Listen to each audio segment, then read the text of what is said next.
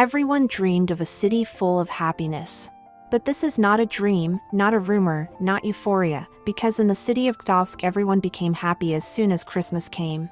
Fun and joy everywhere. Children ran, played snowballs, and even adults, because this is the spirit of the saint. Everyone loved and felt him.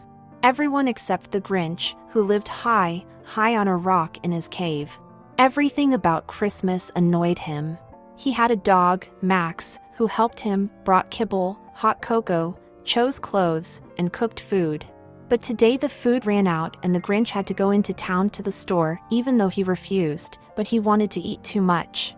Arriving in the city, he grimaced and tried to somehow spoil the holiday, broke the child's snowman, threw a snowball, and then ran away from people who loudly sang about Christmas. Finally, he came to the store and began to choose goods. Ordinary Donna returned home. She barely coped with 3 children. 2 of them are twin boys, and the third, older, is Cindy Lou, who often helped her mother. Cindy was about to send a letter. The girl was descending on an inflatable wheel and was going to shorten the path so as not to miss the postman. Her letter fell out and she hit the Grinch. Cindy apologized to him and asked if he had seen her letter, because there was a very, very important wish. The Grinch just muttered something about Santa not existing. The Grinch was trying to get around his relative neighbor, who considered him a friend. The man showed him a postcard saying that Mrs. Mayor Gdansk wanted 3 times more Christmas this year, which meant 3 times more lights and generally 3 times more holidays. The Grinch stood on the top of the mountain and looked at Night Gdansk. He was incredibly sad. Perhaps he even envied the ordinary inhabitants in his own way, but he constantly told himself that he was more comfortable here, in his cave, where he was alone. Cindy Lou came down the stairs, wearing 4 sweaters to make sure she didn't get cold. Her mother, Donna, casually asked where her daughter was going, and she answered that she was going to the North Pole to see Santa, because she had a very important business that required a personal conversation. Donna said it would take a month or a month and a half to get there, so Cindy changed her mind. The Grinch's weekdays were quite boring. He didn't know what to do, so he played the organ. Max kept trying to hit the drums or cymbals, so the Grinch kicked him out. But then he came to the dog and apologized to him. They were playing chess, but then suddenly the house began to shake. The Grinch immediately ran outside and saw a huge tree and star for the tree flying right above him, and next to it his neighbor, who only repeated the order of Mrs. Mayor that this Christmas should be 3 times better. The Christmas tree was set up and should be lit in the evening, but first it should be decorated. The people of Gdansk brought toys created by their own hands. Cindy Lou was also on the square.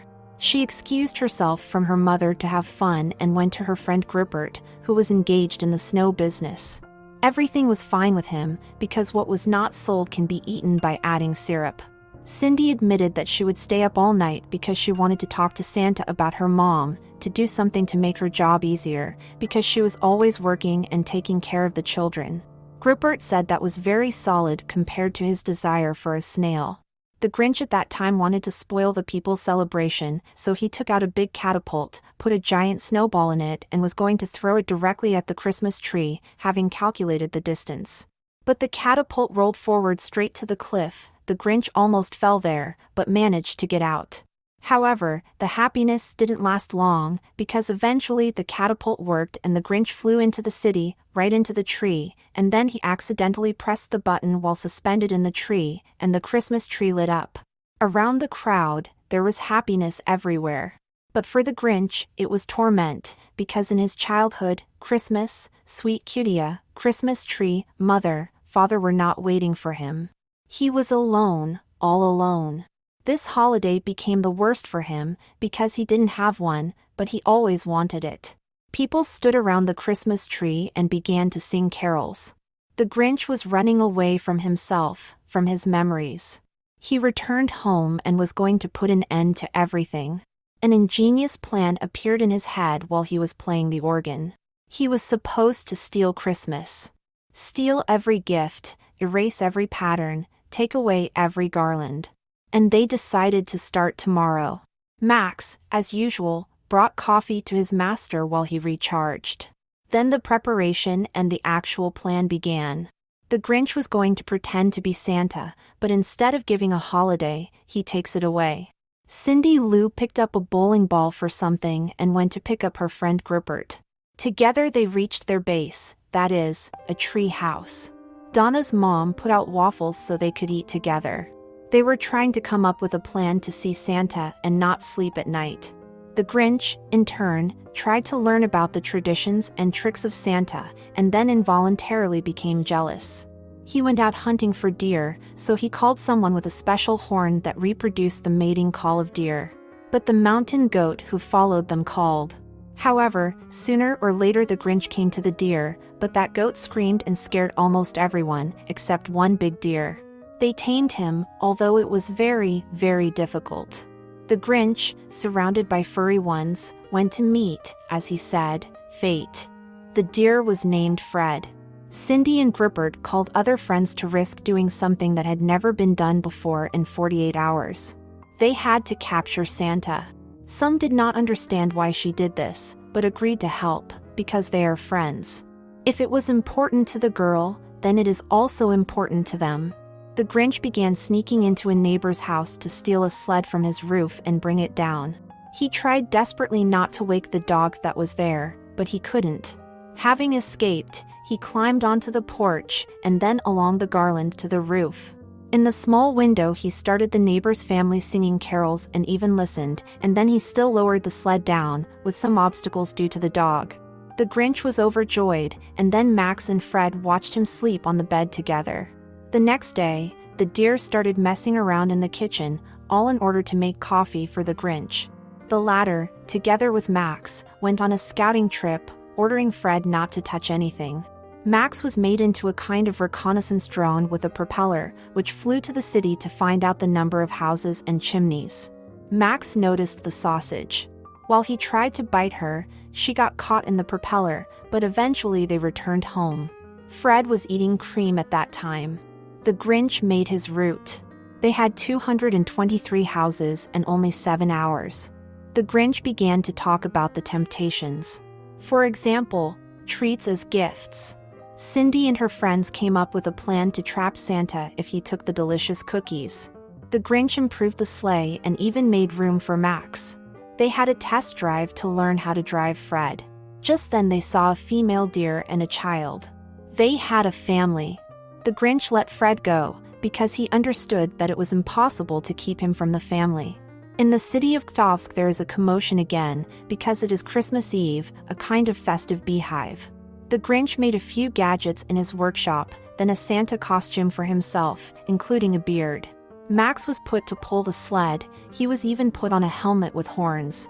By the time everyone had gone to bed, Cindy began executing the trap plan for Santa. And the Grinch and Max went to Gdańsk to spoil Christmas. They stole every gift, every decoration, put up Christmas trees. Everything was done so that people, waking up in the morning, felt the same as the Grinch himself felt when he was a child. Only one house remained. He made his way there, started packing the Christmas tree, but was tempted by gingerbread. It was Cindy's trap.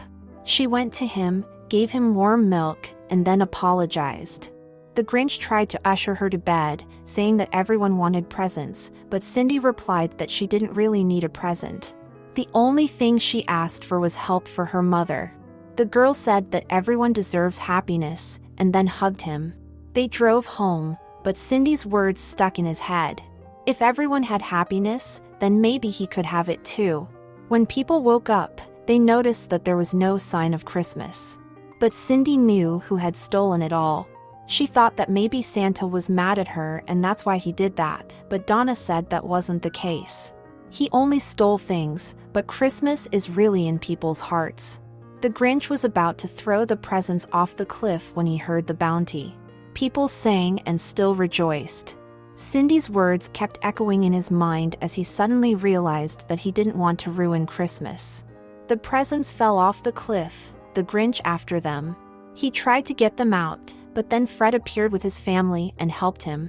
The Grinch sensed the motive of the bounty and came back to town to return everything. He apologized to all the people and then individually to Cindy. Max and the Grinch returned home. Max received a rubber bone as a gift when suddenly someone knocked on the door. It was Cindy. She invited him to dinner at 6. The Grinch was very scared, but he came with Max. Cindy gave the tour and the Grinch helped Donna and was generally polite. The girl sat the guest next to her. It was the Grinch's first Christmas dinner and also the first time in his life that he didn't feel alone. At this point, the cartoon ends. Don't forget to subscribe to the channel and leave your comment under this video. See you soon.